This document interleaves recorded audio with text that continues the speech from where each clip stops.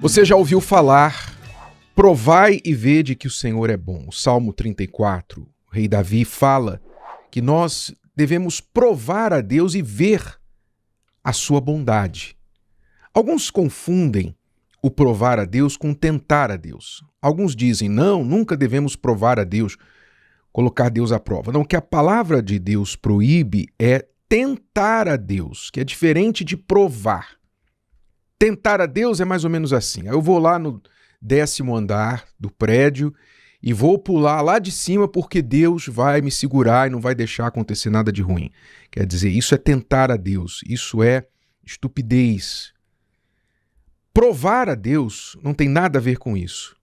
Provar a Deus tem a ver com um momento de necessidade aguda, necessidade profunda, urgente na vida de uma pessoa, um momento de aperto, um momento de pressão em que a pessoa está precisando da intervenção de Deus na sua vida naquele momento.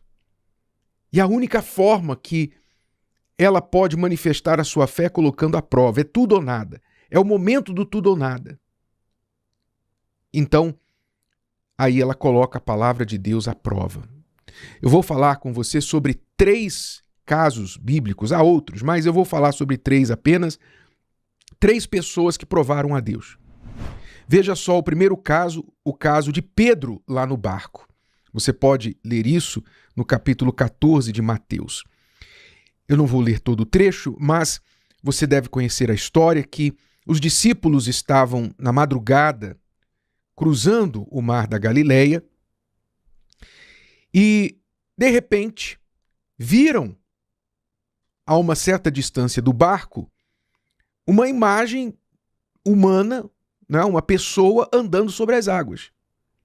E sabe como é pescador, né?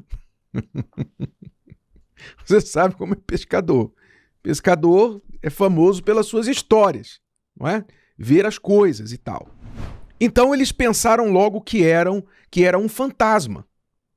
Diz lá o texto. Os discípulos, vendo-o andando sobre o mar, assustaram-se, dizendo, é um fantasma, e gritaram com medo. Você pode imaginar o medo que tomou conta dos discípulos ali. 11 homens, ou 12 homens, gritando com medo. O pavor que tomou conta deles. Muito bem. Jesus, porém, lhes falou logo, dizendo, tende bom ânimo, sou eu, não temais. E aí Pedro fez a prova. Respondeu-lhe Pedro e disse, Senhor, se és tu, manda-me ir ter contigo por cima das águas. Quer dizer, Pedro duvidou, mesmo duvidando, porque se ele não duvidasse, ele não teria feito a prova, né? E aí você entende que a prova com Deus está aberta até para os que duvidam. A prova com Deus está aberta para aquelas pessoas que estão incertas, como Pedro estava incerto aqui. Ele fez uma prova com Deus. Se é o Senhor mesmo que está aí, então manda eu ir andar pelas águas e encontrar o Senhor aí no meio. Quer dizer, Pedro foi corajoso. Ele foi corajoso e fez uma prova com Deus. E Jesus simplesmente falou para ele uma palavra. Vem.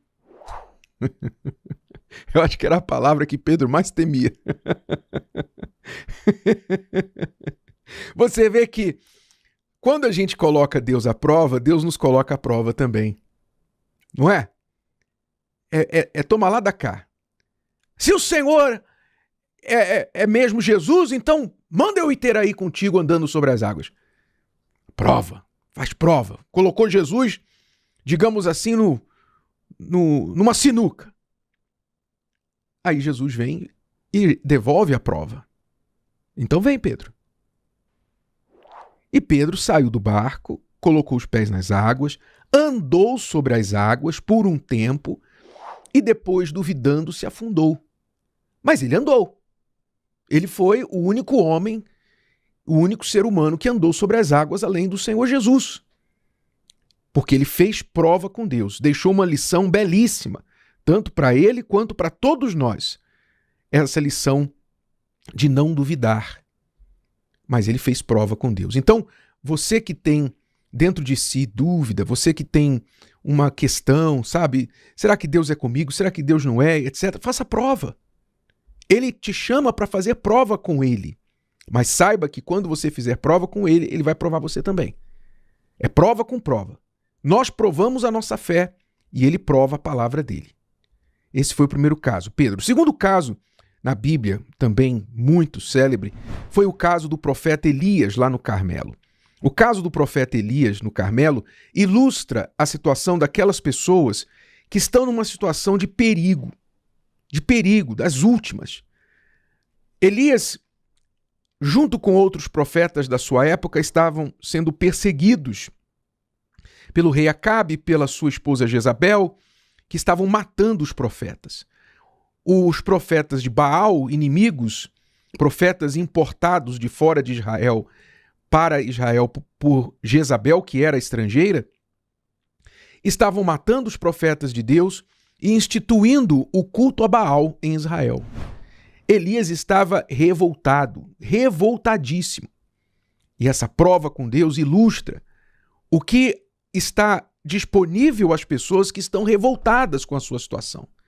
Presta atenção, você que está revoltado com uma notícia que você recebeu, revoltado com uma realidade que se instalou na sua vida, revoltado porque você descobriu que está com câncer, você descobriu que o seu marido, a sua esposa está te traindo, o seu casamento veio abaixo, você investiu toda a sua vida, todos os seus recursos num negócio e agora o teu sócio te roubou. Você está revoltadíssimo por uma injustiça que está acontecendo na sua vida. Elias representa estas pessoas, porque ele, na sua revolta, foi para o Monte Carmelo, convocou todos os profetas de Baal e os outros profetas, 850 profetas inimigos, e fez uma prova com Deus e falou o seguinte: olha, o Deus que é Deus vai responder com fogo. Vocês invocam o Deus de vocês e eu vou invocar o meu. E o Deus que responder com fogo, esse aqui é o verdadeiro Deus. Ele fez uma prova, mesmo estando sozinho no meio de 850. Ou seja, quais eram as chances de Elias, humanamente falando? Mas com Deus não havia chance, havia certeza. Ele colocou Deus à prova e a palavra de Deus foi confirmada na sua boca. O fogo desceu, provando que o verdadeiro Deus de Israel era o Deus de Elias.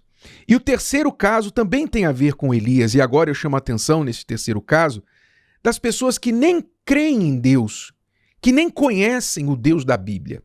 Porque o terceiro caso da prova com Deus foi da viúva de Sarepta.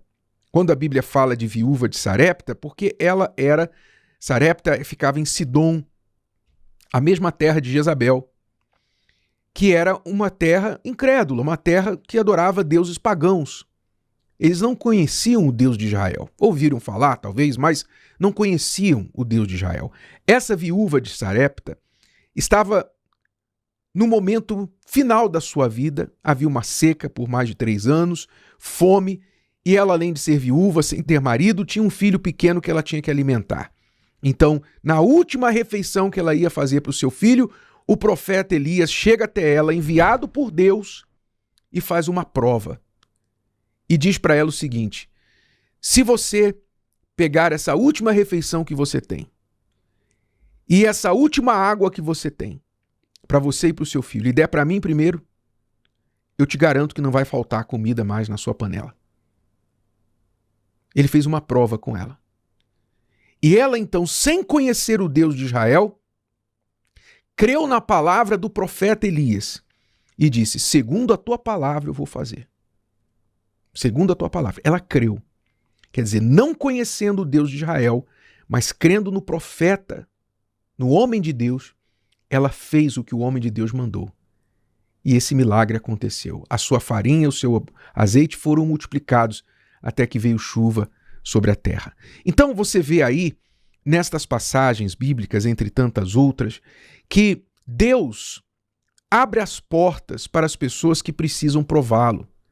Deus abre as portas para as pessoas que estão enfrentando situações críticas, de crise, de dúvida, de perigo, de vida ou morte, de injustiça, de revolta. Deus abre as portas para estas pessoas que estão vivendo assim. E ele as convida para prová-lo. Provai e vede que o Senhor é bom. Bem-aventurado aquele que nele confia. Então, eu quero convidar você, neste domingo agora, na Igreja Universal do Reino de Deus, nós vamos fazer prova com Deus.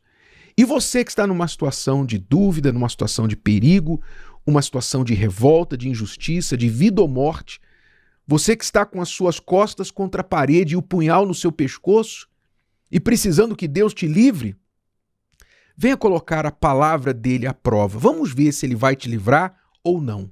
Vamos ver. Nós convidamos você para provar a palavra de Deus. Você que tem uma necessidade urgente, eu garanto a você que é vontade de Deus te livrar dessa situação. Mas ele também prova a sua fé. Então venha provar a sua fé. Sua parte é vir. Sua parte é vir, ouvir e colocar em prática. A parte dele é cumprir a palavra dele. Neste domingo, em uma igreja.